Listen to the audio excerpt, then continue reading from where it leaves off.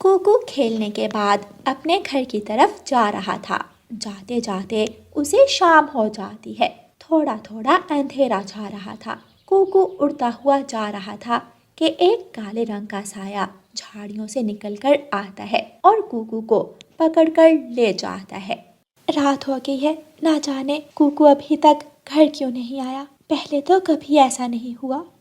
रानो चिड़िया घर से बाहर निकलती है और कुकू को इधर उधर देखने लगती है। रानो चिड़िया परेशान हाल कभी इधर जाती तो कभी उधर जाती, मगर कुकू उसे कहीं भी दिखाई नहीं देता।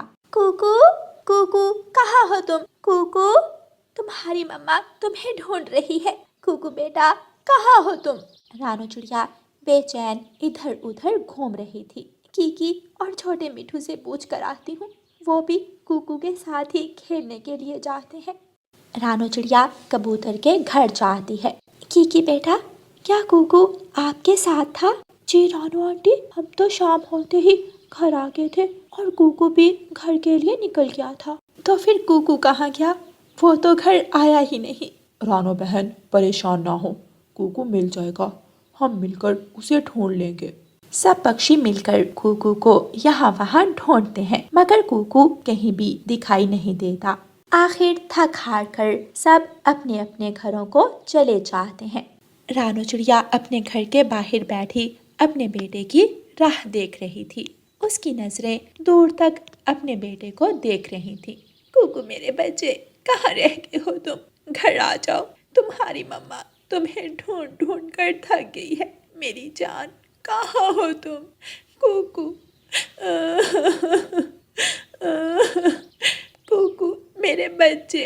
रानो चिड़िया सारी रात घर के बाहर बैठकर रोती रहती है। उसे तरह तरह के ख्याल सता रहे थे। सुबह हो जाती है। सब पक्षी मिलकर चील रानी के पास जाते हैं। चील रानी, प्लीज कुछ करें, मेरा बच्चा ना जाने कैसा होगा। सिपाहियों, जल्दी जाओ और पूरे जंगल को छान मारो और कुकू को लेकर वापस आना। सिपाही पक्षी रानो चिड़िया के बेटे कुकू को ढूंढने के लिए निकल जाते हैं। रानो चिड़िया, चुप हो जाओ, तुम्हारे बच्चे को कुछ नहीं होगा, वो जल्द मिल जाएगा। हमारे जंगल में कोई शिकारी पक्षी नहीं है और ना ही कोई मांस खाता है। तुम्हारा बेटा जल्दी आ जाएगा। सिपाही पक्षी सारा जंगल घूमते हैं। एक जगह उन्हें कुकू के पंख और टांगे मिलती हैं। वो पंख और टांगे उठाकर तुरंत वापस मुड़ते हैं। रानो चिड़िया तो ये सब देखकर बेहोश हो जाती है। कौन है जो ये सब कर रहा है? आज तक हमारे जंगल में किसी की इतनी हिम्मत नहीं हुई, फिर आखिर कौन है ये? यूं ही दिन गुजरते गए। अब तो आए दिन जंगल में पक्षियों का शिकार होने लगा। शिकारी पंख और टांगे छोड़ जाता और बाकी पक्षी खा जाता। सब पक्षी डरे हुए बैठे थे। हमें कुछ ना कुछ करना होगा, अब हम किसी और पक्षी को मरने नहीं देंगे। कालू कौवे, मैंने तुम्हें कहा था पंखों को ठिकाने लगा देना, मगर तुमने पंख और टांगे ऐसे ही छोड़ दिए। अब अगर किसी को पता चल गया तो हमारी क्या इज्जत रह जाएगी? और चील रानी मुझे अपना वजीर भी नहीं बनाएगी। मैं बहुत थक गया था और मुझे बहुत नींद आ रही थी। कौन कौन है वहाँ? कौन है? कबूतर, कबूतर ने हमारी बातें सुन ली। ये कबूतर मरवाएगा हमें। इससे पहले हम उसे ही मार देंगे।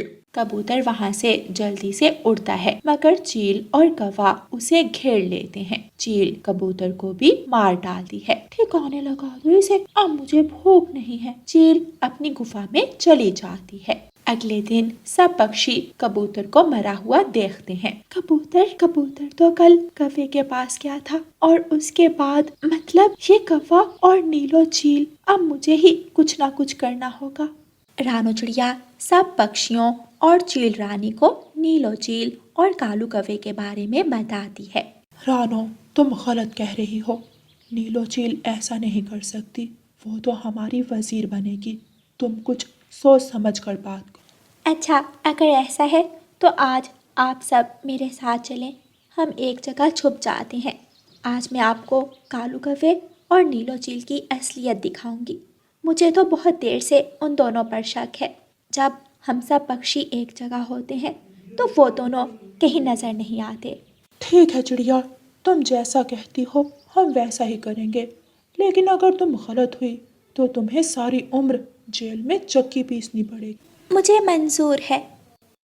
رانو چڑیا نیلو چیل اور کالو کوے کے پاس جاتی ہے۔ کبوتر کل تم دونوں کے پاس آیا تھا، پھر اس کے بعد وہ نظر نہیں آیا، کیا تم دونوں نے؟ تم بڑی چالاک چڑیا ہو، آخر پتہ چل ہی گیا تمہیں، مگر اب کیا فائدہ، اب تو تم بھی مرنے والی ہو، تمہارا بیٹا تمہیں بہت یاد کرتا ہوگا، تمہیں بھی اس کے پاس پہنچا دیتی ہوں۔ میں جانتی تھی تمہاری اصلیت۔ چڑیا ایسا ہے، نہ تو تم پہلے کچھ کر سکی نہ اب کر سکو گی۔ آج تمہارا کھیل ختم ہوگا کیونکہ آج میں اکیلی نہیں ہوں۔ سب پکشی وہاں آ جاتے ہیں۔ رانی چیل بھی اپنے سپاہیوں کے ساتھ وہاں موجود تھی۔ تم نے جنگل کا قانون توڑا، تم نے معصوم پکشیوں کا خون کیا، تمہیں ہم نے وزیر بنانے کا سوچا، میں غلط تھی، تم اس قابل ہو ہی نہیں۔ سپاہیوں، لے جاؤ ان دونوں کو جیل میں قید کر دو، اور 2 دن کے بعد انہیں سوکھا دانہ ملے گا تاکہ انہیں احساس ہو کہ معصوم پکشیوں کو کھائے بنا بھی زندہ رہا جا سکتا ہے۔ مگر میں نے تو کسی کو نہیں کھایا۔ تم نے نیلو چیل کا ساتھ دیا، اس لیے تم بھی اس اپرادھ میں برابر کے شریک ہو۔ کالو کوے اور نیلو چیل کو جیل میں ڈال دیا جاتا ہے اور وہ ساری عمر جیل میں چکی پیستے ہیں۔ پیارے دوستو، اس کہانی کو لائک، اپنے دوستوں کے ساتھ شیئر اور چینل کو سبسکرائب کرنا بالکل مت بھولنا۔